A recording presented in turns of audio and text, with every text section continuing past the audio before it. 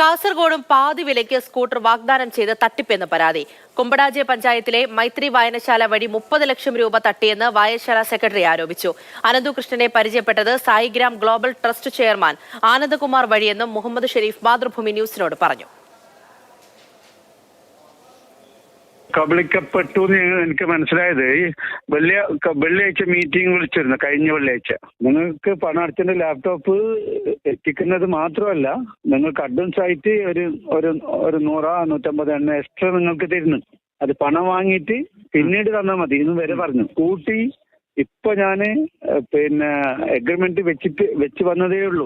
ഒരു 5 വർക്കിംഗ് ഡേയിൽ നമുക്കത് വിതരണം ചെയ്യാൻ പറ്റും. ആ സ്കൂട്ടിന്റെയും ലാപ്ടോപ്പിന്റെയും പെട്ടെന്നൊന്നും നാളെ തന്നെ മെസ്സേജ് വരും. നാളെ തന്നെ അതിന്റെ ലിങ്ക് അയക്കും. അത് നിങ്ങൾ കറക്റ്റ് ആയിക്കോളും എന്ന് പറഞ്ഞു.